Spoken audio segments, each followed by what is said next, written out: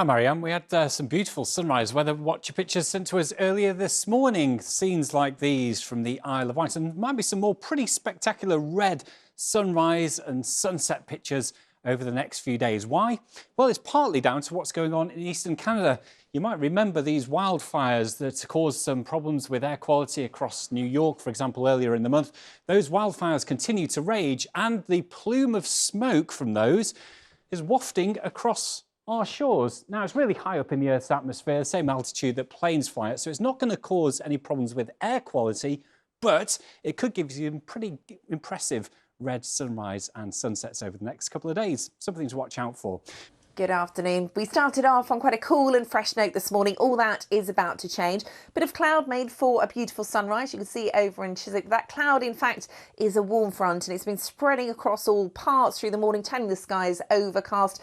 We're going to hang on to the cloud through the afternoon. But what that warm front is also doing is filtering in some more humid air. So it's going to feel quite sticky by the end of the day. Now, temperatures have dipped slightly, but the heat we've been having has still been good for business. They're particularly happy where you are this evening, Sally. They are indeed. You know, every year we have a bumper crop of something, don't we? And conveniently tonight, given that I'm in a blueberry farm, it's blueberries. Now, we're so often used to seeing them like this, aren't we, in a punnet from the supermarket, and often they come from the other side of the world. Well, did you know, hello, that they grow thousands here, more than thousands, right on our doorstep of London here in Surrey. Now, this is the Hall Hunter Partnership. Don't bring them in. Take a look at these absolute little beauties. I am going to pick one.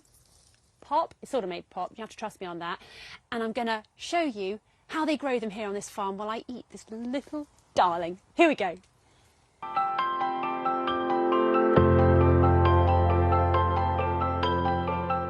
Nature just knows how to treat us, with little blue jewels dripping from bushes.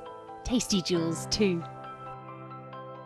Well, it's just as well I'm partial to a blueberry or 20 because there are millions here. In fact, they think this is the biggest blueberry farm possibly in the country.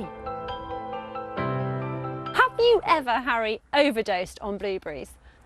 Yeah, it's really easy to do that. You know, coming from a background of... Harry Hall runs this family fruit farm in Godalming, which grows about a third of the British crop. And here they really want to promote British blueberries.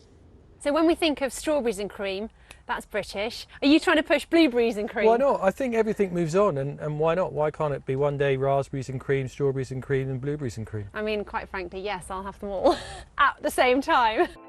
They also grow strawberries here and employ hundreds of pickers. Virel, tell me, how do you know when a blueberry needs to be picked? You check here on the bottom, and if it's red, you can't pick. Okay. It's not ready for pick. But this, like that, should be ready for picking. Okay. Oh, sorry, I just ate it. I didn't even ask you. Please, can I try it? Yeah, it's okay. Can't take me anywhere. Low-hanging fruits, though, are clearly amongst my favourites. Well, I don't know if you've ever overdosed on fruit. It sounds very virtuous, doesn't it? It's awful. I've done it with dates, with strawberries on the way back from a fruit farm, and only last week I did it with grapes. I ate an entire punnet and I didn't feel great afterwards. So news you can use, don't do that. I've been a very good girl today and I've only had a few, and these are going to come, actually I'm going to share them with you, Joe, my lovely cameraman. Sometimes I'm a bit greedy like that. Anyway, it's a little bit more muggy out tonight, well, in here and out there. Let's take a look at all the details. Here they are. Hello again, a very good evening to you. I am living my calm life vicariously through Sue's photos. Isn't that just sublime? Thank you, Sue. It's a little bit cloudy at the moment over the next few days. Still quite warm. It's going to be a bit warmer tomorrow and then a little bit fresher from Thursday as we go through the day. And it is mostly dry in the daytime. Couldn't rule out a shower here or there. And we are expecting some rain overnight Wednesday, clearing through Thursday morning. The pollen is still not perfect, better than very high, but it is still high to moderate. It may well come down to moderate on Thursday if we get some rain that's clearing through in the morning. I'll see you later on. Cheerio. Not a great day for climbing the Munros across Scotland through today. We've had quite a bit of rain around, all courtesy of this area of low pressure, and it'll feel fresher for most of us at high teens, low 20s. Across the far southeast with that heavy rain, we still hold on to the humid, warm air, but it won't last.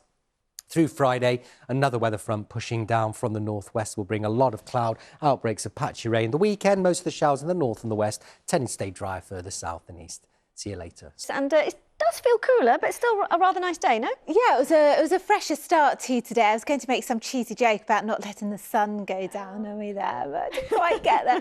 I have to say, some lovely sunsets last night, very pretty, just because of the smoke actually in the air, in the atmosphere from the Canadian wildfires. But of course, it's clouded over now. It was a bright start to this morning, and the air just slowly turned cloudier and a bit more humid from the west. We saw a warm front go through. So what this photo doesn't really suggest is just how muggy it felt again this afternoon, despite that fresh start. It's King's Cross, of course, as snapped by our weather watcher, and it's more of the same again tomorrow. So it is looking really rather cloudy, humid, perhaps a little bit warmer. Could be some brighter spells, but if we do see any sunshine, watch out for 1 or 2 showers that could also be sparked off. So, big question. Is this June set to be the warmest on record? Alex is here. Go on. Is it? Good evening, Mary. Well, it looks like it is going to be the hottest on record, yes. The Met Office have released their provisional thoughts on this June, and it looks like it is going to be record-breaking, beating 1940, which is in current first place, joint with 1976 and then 2018, who are in second place. The average June temperature, this is for the UK as a whole, is 17.7 degrees Celsius. So for June 2023 to be the hottest on record, it would have to surpass 20.5 Celsius, which is what it was in 1940. Now, what's led us here? Well, it's prolonged periods of heat.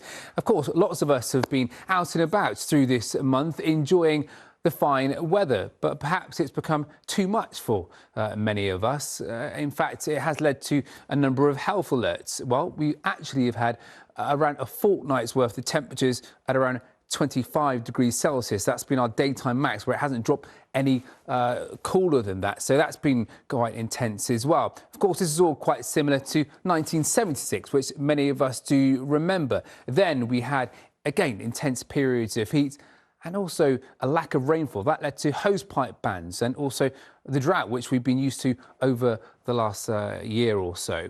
We could see more of that as we head through the coming months, but as we head through the coming days, it is set to turn a little bit cooler. On the air mass chart, as you can see here, temperatures are going to be getting a little bit fresher as we see the jet stream move a cold front towards us. So there you have it, just a few more days left of June, but as I say, it looks like June 2023 is going to be the hottest June on record. OK, Alex, thank you.